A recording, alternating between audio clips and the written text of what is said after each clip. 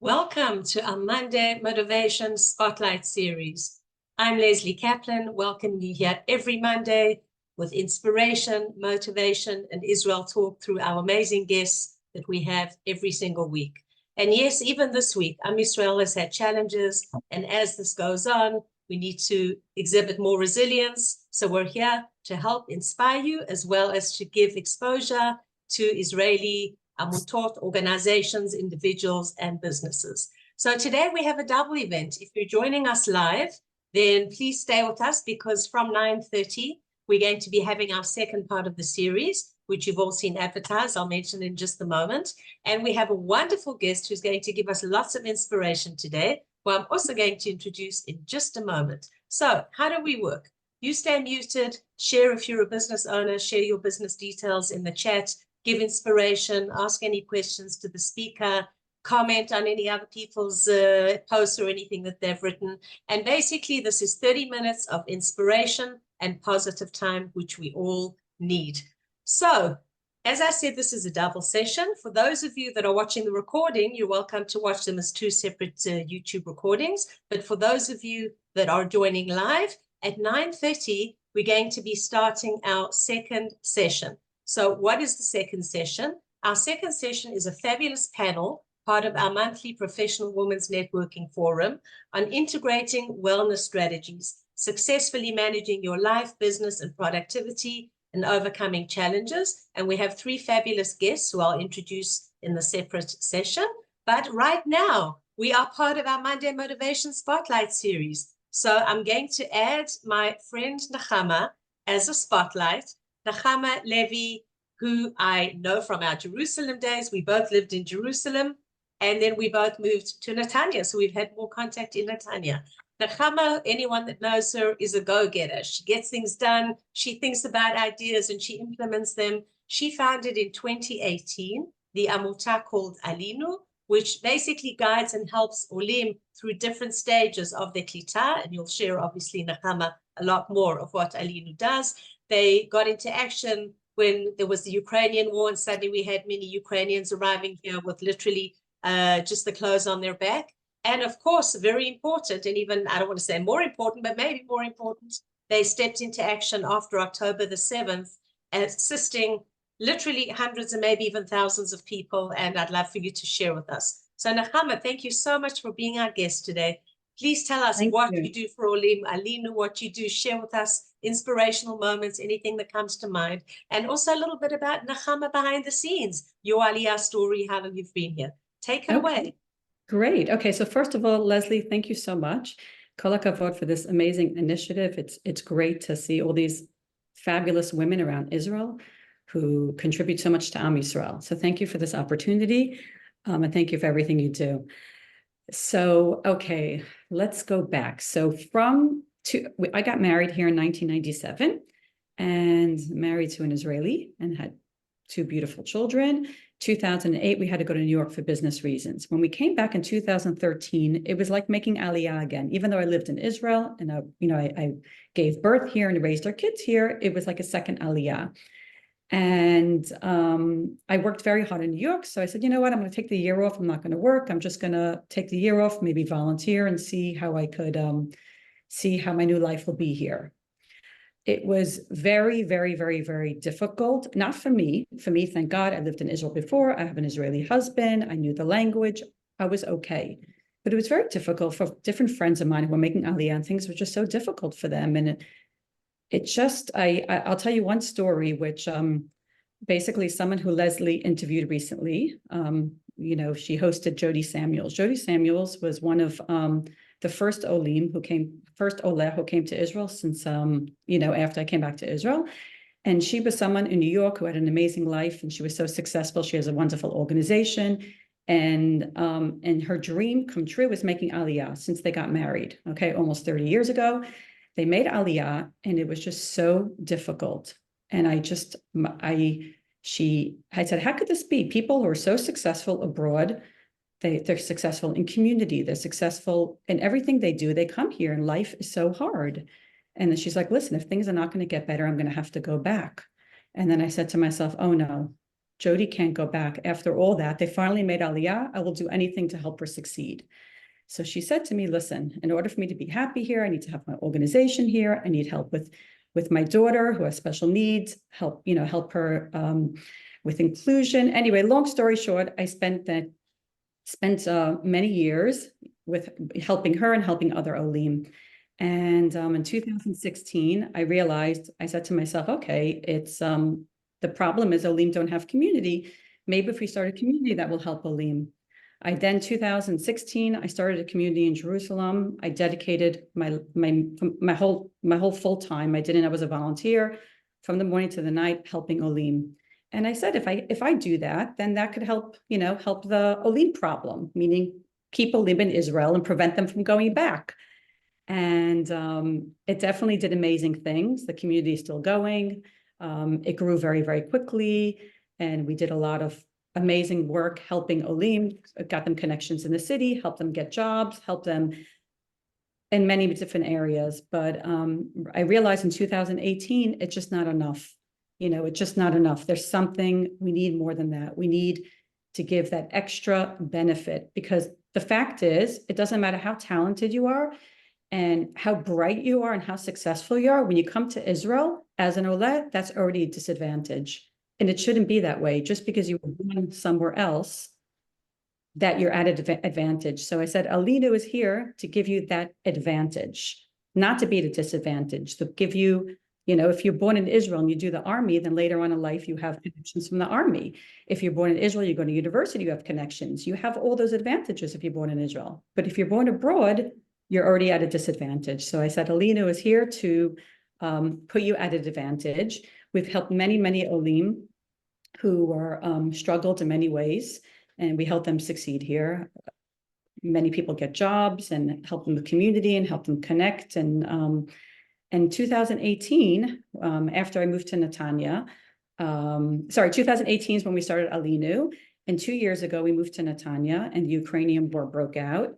And it was just immediately, I said to we saw the news, we saw what was going on, and these Olim came. It was a different type of aliyah than it is for Olim who come from English-speaking countries, because this was a forced aliyah. Some people didn't want to make aliyah. They just had no choice. Some of them dreamed of aliyah their whole lives. Many of them had to come here with only clothing on their back. And that's when I said, okay, this is what Alynu is for. Alynu is not just for Anglo Olim. Alynu is here to help all the Olim. And really, Alynu is really a chesed organization. We help everyone at the moment. We're helping displaced families. We're helping terror victims. So 2 years ago, getting back to the Ukrainians, I put a team together. We're all volunteers. I'm a volunteer. And we literally held their hands from the time they landed here in the hotel. We helped them with all their basic needs, with clothing, with getting apartments. We helped them get apartments. We had lawyers go through the contracts and make sure that they're protected, help them get furniture, help them get jobs. That was extremely challenging. Coming from Ukraine, trying to get a job here, it was very, very, very, very difficult for the ones who didn't speak in English. But that was, we thank God, held their hands literally for like 6 months and helped them. And we're still in touch with a lot of them. So after October 7th, when the war broke out, we already had the team in place from the Ukrainians from 2 years ago. And they were like, okay, what could we do? The difference between now and then was then I had to really recruit people, and it wasn't so easy to convince, Ukrainians, we don't know them. Where now, October 7th, we were flooding with volunteers and everyone's like, we just want to help. What can we do? So October 7th, I was numbed like everyone else in the country. I was so down. I actually couldn't get myself out of bed. I was horrified like everyone else. And by October 8th in the evening, I said, we must do something. So we went over to the hotels with a couple of the volunteers and we assessed the situation and we looked at the needs of what they needed. Everything was so disorganized. There was so much, everyone was donating time, donating money. Money was getting wasted, donations, but it was such a balagan. So we put a team together. And we put a team together with at the Matnats, which is our local community center, where we set up basically a team to deliver any items needed. So whether it was clothing, whether it was furniture, at the same time, we used all our connections. I work professionally in real estate, and many of our volunteers have very good connections abroad. And we were able to secure many apartments, tens of apartments and we're still doing it. Now it's a bit harder 5 months later, but basically people would come, people came from the north and from the south, and they needed a place to go. And it wasn't easy. We had to convince people who have, it's owning an apartment in Israel is a luxury, it's expensive, and people didn't want to necessarily give up their one of the most expensive assets. Many people were like, great, we want to, and others we had to convince them, but they got convinced at the end. And until today, we have families staying in apartments here in Netanya. Recently, we've been taking care of the terror victims. So we have about 70 families here, displaced families who we brought. We've been doing activities for them and helping them in all different ways. In the beginning, there was no school, so we set up a camp at the local community center. And it wasn't just a regular camp. It was a camp. The last day of camp, the kids cried that we couldn't continue. They cried. We together with all the amazing volunteers. Our organization is full of volunteers, and they all have something in common. Everyone has something in common, even though everyone's so different to each other. We have doctors, we have all different people, and everyone has one thing in common, that we just want to get the job done. We don't need credit for what we do. We don't advertise in any way. You want to join us. We don't advertise everything we do. We just want to get the job done and just help people. So our camp was really incredible, and we used our connections with Maccabi Haifa and Maccabi Netanya, and we took the kids to games, and we had special games, private games with the players, and we had it was just an incredible camp. We one day got the phone call that Misrad HaChinuch doesn't anyone to continue. The kids must go back to school. So that's when we had to let them know that we're not going to be continuing, and the kids cried and cried and cried. We did a wonderful fundraiser initiated by one of our volunteers, Judith Phillips. She's from England, and she connected with Avi Lieberman, and we had a wonderful fundraiser. It wasn't, I was concerned about doing it because it was a comedy. Doing a comedy in the middle of a war where every day burying people and we're in so much pain. This is I wasn't sure about doing it. And afterwards, first of all, it was an incredible evening. When we got there early on, before the comedians came, we printed out pictures of all the hostages, and we did as best. We said, okay, we want to start with a Mishaberach and end it with Hatikva and have a special evening. The comedians came, they looked at all the pictures, they said, no. They said, listen, we do this comedy for families of hostages. We do this for families all over Israel. Everyone needs 1 hour of a break. So anyway, so that's what we did. We took the pictures down, we put them outside. So everyone saw the pictures, they came into the hall.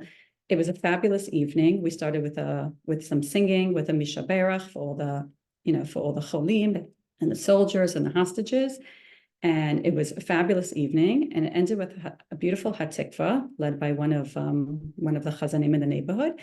And we ended up raising enough money to continue for those kids getting free chugim, for the displaced kids, for the free chugim, and everything we've done till now has been for free. So that was an incredible evening. We've been taking care of the families of terrorism victims. So we have one family who we brought over after they were hostages. They were 50 days in captivity, and we brought them over here to Ir Yamim. Some wonderful volunteers found a home across the street, a friend of ours, a neighbor who owns a home, who could offer to give it to them. And this is where they've been recovering from that horrific 50 days under Hamas.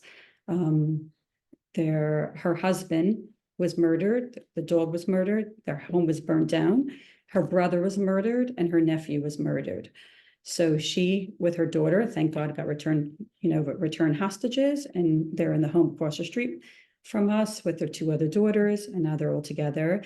And now we're really focusing for them, and together with some other terror victims that we're helping, we're really till now we've been very focused on the immediate needs, basic needs. What does that mean? Not only apartments, camps, clothing, food, gift certificates, it was like pure chesed.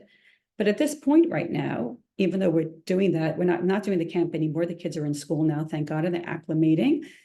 But now we're focusing on the therapy part. The families are still very, of course, we have a whole country full of trauma, but they're still very traumatized. And now we got together and joined this amazing place called Rothschild Stables. Ricky Rothschild lost her son 9 years ago in Duvdevan. And then she started these stables in his memory, her son Itai. And she founded these stables, Rothschild Stables.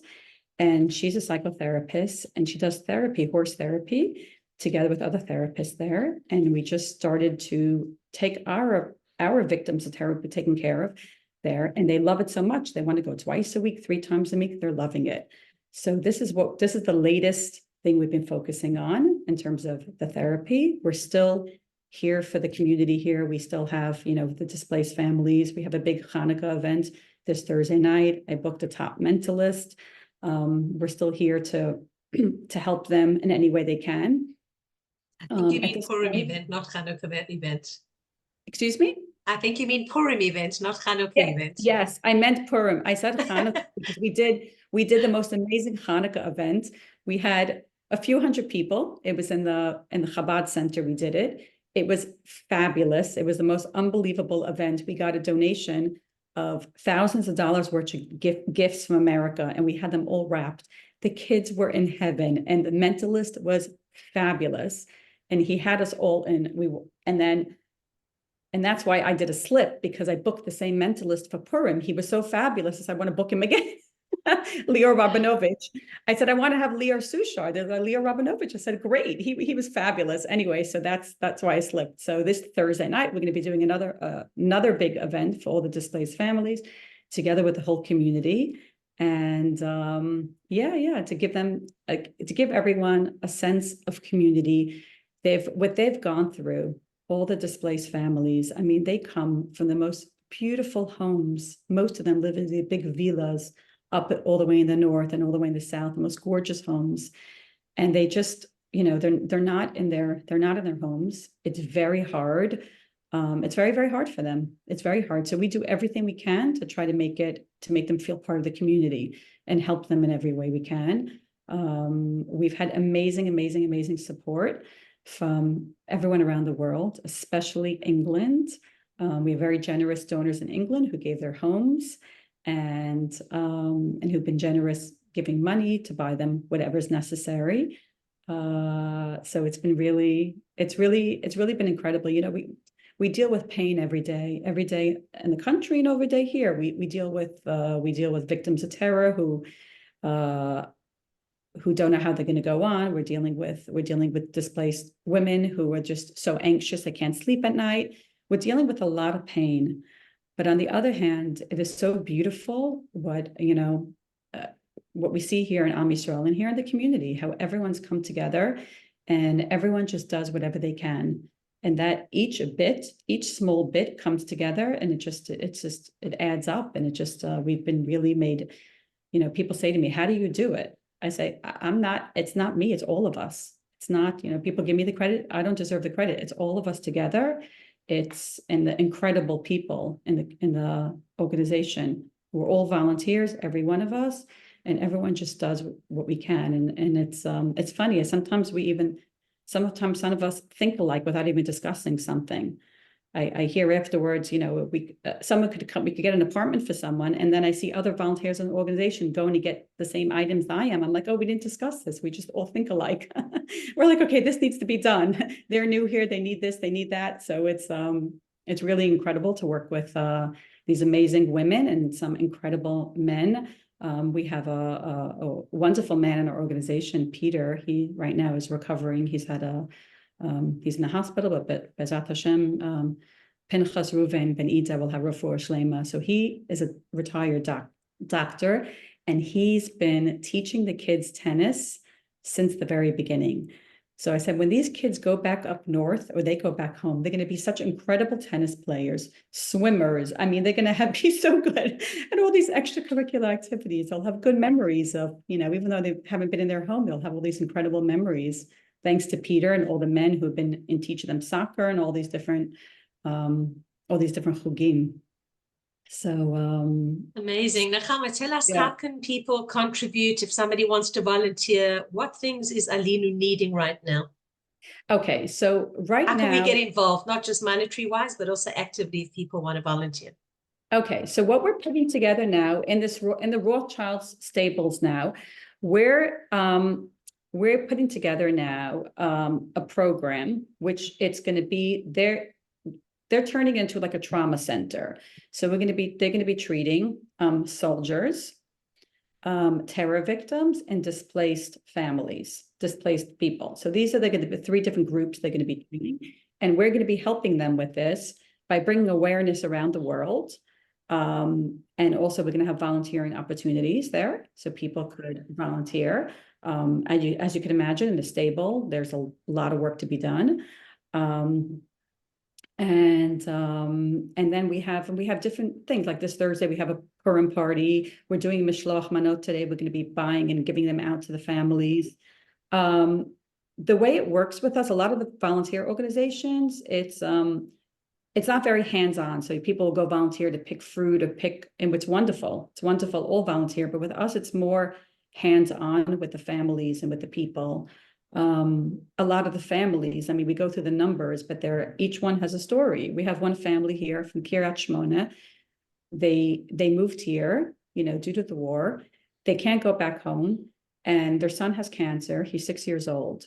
So their lives has been turned upside down, and she can't work now. So now we're advertising. She's now temporarily cleaning out closets and helping people because she needs work. So for each family, we put a lot into them, help them either, with her, it's work, or helping with her son who's in Schneider Hospital, getting tipulim. So we try to help. It's very, for each family, what their needs are. So it's not like we're an organization. You could just say, oh, let me go pack boxes or pick fruit. It's not like that. It's more hands-on. So it depends on what's happening. But we'd love to have volunteers. And we will advertise more regarding the horse stables, regarding the Rothschild stables, how people could get involved and help. Ricky Rothschild is this incredible people. She's an incredible person. When they go to her, they just don't want to stop. They just want to go back all the time. So we're going to organize it so she together with the other therapists could really help everyone and be able to help more people and not take all their time out on just a few. So we're working out the details for that. But it's really amazing. And just tell everyone your website, Nechama. So it's www.alynu, ALYNU.com.